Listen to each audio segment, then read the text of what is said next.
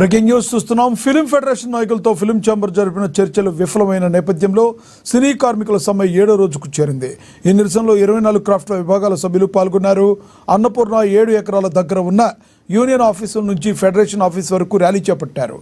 కార్మికులపై విమర్శలు చేస్తూ కేసులు పెడుతున్న నిర్మాత టీజీ విశ్వప్రసాద్ తీరుపై నిరసన తెలపడంతో పాటుగా భవిష్యత్ కార్యాచరణను ఫిలిం ఫెడరేషన్ ప్రకటించనుంది. నిర్మాతలు ఫెడరేషన్ నాయకులతో మంత్రి కోమటిరెడ్డి నేడు చర్చలు జరపనున్నారు.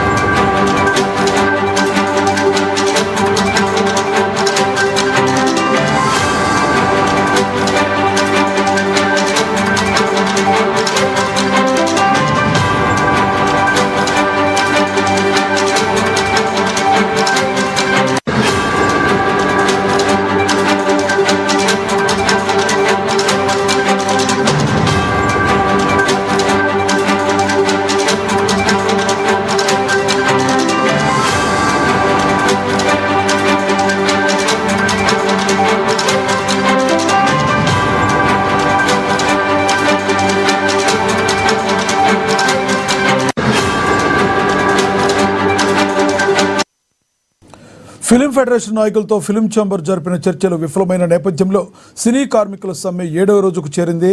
ఇక ఇదే విషయానికి సంబంధించి మరింత సమాచారాన్ని మా ఫిలిం రిపోర్టర్ అశోక్ ఫోన్ ద్వారా అందిస్తారు. అశోక్, చెప్పండి, 7 రోజుల నుంచి సమ్మె జరుగుతుంది, 7వ రోజుకు చేరుకుంది. అయితే ఈ సమ్మెకు సంబంధించి ఈరోజు కోమటిరెడ్డి వెంకటరెడ్డి మాట్లాడుతున్నట్టుగా సమస్యల గురించి పరిష్కార దిశగా వెళ్ళేటట్టు తెలుస్తుంది. ఏమన్నా ప్రభుత్వం కలగజేసుకుని కార్మికులకి ఏమన్నా కొన్ని పరిష్కార మార్గాలు చూపించే అవకాశం ఉందంటారా? Thank you. నాకు ఖచ్చితంగా యాక్చువల్గా నిర్మాతలకు ఇటు ఫెడరేషన్ నాయకులు జరుగుతున్నటువంటి చర్చలు, నిన్న ఈవినింగ్ జరిగినటువంటి చర్చల్లో కూడా పూర్తి స్థాయికి ఆల్మోస్ట్ ఒప్పుకున్నారు అన్న కోణం అనిపించింది. అయితే వారు పెట్టినటువంటి షరతులు మాత్రం ఇండస్ట్రీలో ఈ ఫెడరేషన్ సంబంధించిన కొంతమంది నాయకులు చీలిక తీసుకొచ్చే పరిస్థితి ఉంది. ఎందుకంటే 2000 లోపు ఉన్న వారికే మేము పెంచుతాము, అది కూడా విడతల వారిగా పెంచుతాం. ఫస్ట్ ఇయర్ 15%, తర్వాత 5%, మళ్ళీ 5%. 3 ఏళ్ల కాల వ్యవధిలో మేము 25% పెంచుతామని చెప్పేసి వాళ్ళకి చెప్పడం జరిగింది. అయితే ఇంకో విషయం ఏంటంటే 1000 లోపు ఉన్న వాళ్ళకి మాత్రం ఇప్పుడు స్పాట్లో 20% పెంచుతాము. ఫస్ట్ సెకండ్ ఇయర్ ఏం పెంచాము, థర్డ్ ఇయర్ 5% పెంచుతాం. అంటే వాళ్ళు 25% పెంచడానికి 3 సంవత్సరాల కాల వ్యవధిలో అనుకున్నారు. అయితే దీంట్లో ఏంటంటే 2000 లోపు తీసుకున్న కార్మికులకే ఇస్తామనే సరికల్లా 2000 పైన తీసుకున్న వాళ్ళు ఇప్పుడు డాన్సర్స్, డ్రైవర్స్, తర్వాత ఫైటర్స్, ఆ తర్వాత దీనికి సంబంధించినటువంటి చాలా మంది టెక్నీషియన్ గా తీసుకునే వాళ్ళందరూ కూడా 2000 పైన ఉన్న వాళ్ళు చాలా మంది ఉంటారు.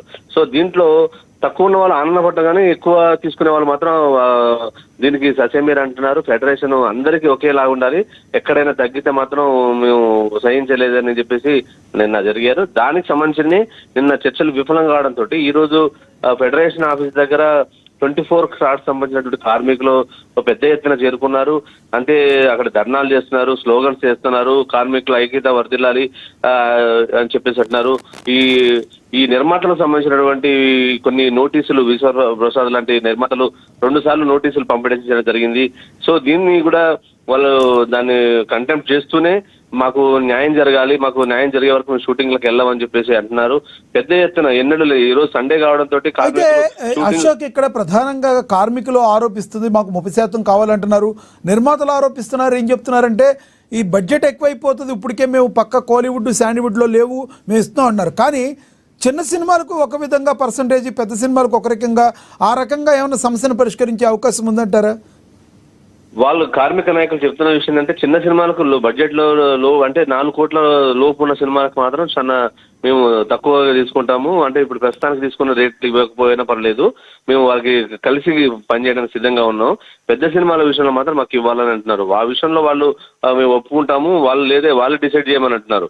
ఎన్ని కోట్ల రూపాయల సినిమాకు ఎంత వరకు ఉండాలి, ఎన్ని కోట్ల పైన సినిమాకు ఎంత వరకు తీసుకోవాలి డిసైడ్ చేయమనండి అని నిర్మాతలకే వదిలేశారు. వాళ్ళు మాత్రం ఆ విషయంలో బాగానే ఉన్నారు. అయితే ఈ విషయంలో మనం చూడొచ్చు, బాలకృష్ణ, చిరంజీవి లాంటి వ్యక్తులు అందరూ ఇన్వాల్వ్ అయినప్పటికీ కూడా వాళ్ళు పెద్దగా చిరంజీవి నిన్న చెప్పాడు, నేను ఎవరిని కలవలేదు, నిర్మాతలు మాత్రమే నాకు తీసుకొచ్చారు. అయినప్పటికీ ఫిలిం ఛాంబర్ మాత్రమే సుపీరియర్, సుపీరియర్ అక్కడి నుంచి మాత్రమే ఏమైనా సలహాలు తీసుకోవాలి. ఎందుకంటే దాంట్లో అన్ని క్రాఫ్ట్ల మనుషులు ఉంటారు, నాయకులు ఉంటారు, వాళ్ళందరికీ ఆమోదయోగ్యమైన నిర్ణయం తీసుకోవాలి. ఏకపక్షంగా నేను చెప్పడానికి లేదన్నారు. ఇక ప్రభుత్వం నుంచి కూడా కోమటిరెడ్డి వెంకటరెడ్డి ఈ సమస్య పరిష్కారం జరగాలని ఆల్రెడీ నాయకులకు, నిర్మాతలకు కూడా చెప్పి ఈ ఇష్యూస్ ని సాల్వ్ చేయండి. అవసరమైతే నిర్మాతలు కొంచెం మీ ఖర్చులు వేరే తగ్గించుకొని కార్మికులకు మాత్రం పెంచండి. కార్మికుల వేతనాలు పరిస్థితులు చూడొచ్చు. ఈ మహానగరంలో వాళ్ళు బతకాలన్నా ఉన్న వలన ఖర్చులు పెరుగుతున్న పరిస్థితిలో అంటే కేవలం సినిమా ఇండస్ట్రీనే ఏదో ఒకటి చేయాలని కాకుండా ప్రభుత్వ పరంగా సినీ కార్మికులను ఆదుకునే ఉద్దేశం ఏమన్నా తెలంగాణ ప్రభుత్వానికి ఏమైనా ఉంది, తీసుకునే అవకాశం ఉందంటారా? తెలంగాణ ప్రభుత్వం సినిమా ఇండస్ట్రీకి వచ్చేసరికలా తెలంగాణ ప్రభుత్వం కానీ ఆంధ్రప్రదేశ్ ప్రభుత్వం కానీ అసలు కనీసం తెలంగాణ ప్రభుత్వం అన్న కొంత దీని మీద మంత్రి స్పందించాడు. కానీ ఆంధ్రప్రదేశ్ సంబంధించినటువంటి అక్కడ మంత్రి కానీ అక్కడ ఉన్నటువంటి అధికార వర్గం కూడా ఈ విషయంలో మాత్రం అసలు అంటిముట్టనట్టే ఉంటుంది.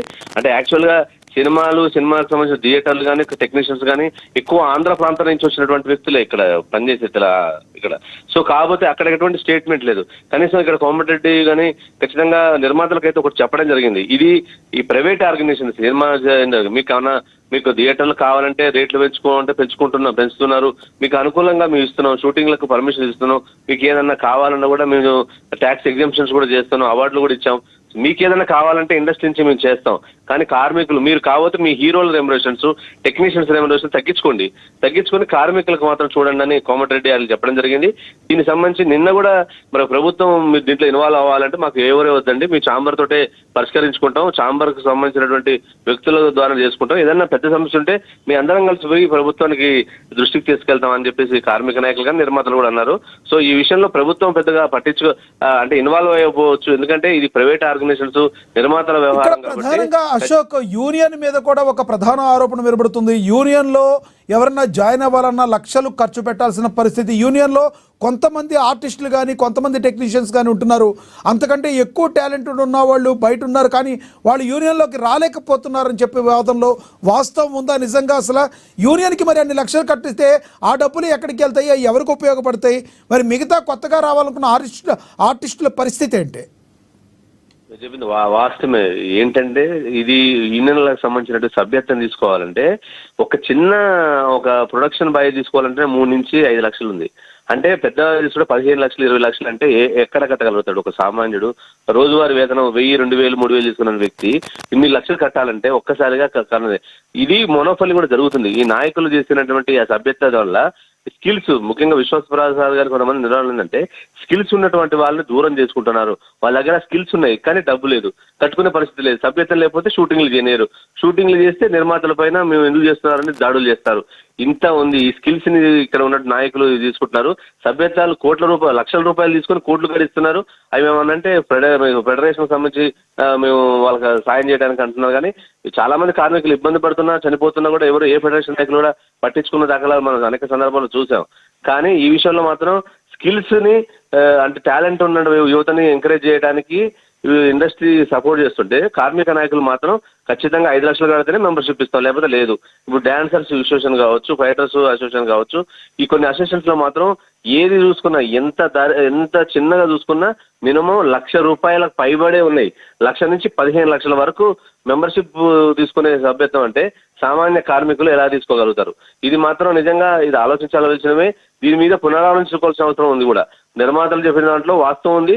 స్కిల్స్ ఉన్నటువంటి టాలెంట్ ఉన్న న్యూ టాలెంట్ రానే పరిస్థితి రావడానికి కారణం ఏంటంటే ఈ నాయకులు తీసుకున్న నిర్ణయాలు, సభ్యత్వాలే దీనికి ప్రధాన కారణంగా చెప్పొచ్చు నాకు. Thank you Ashok.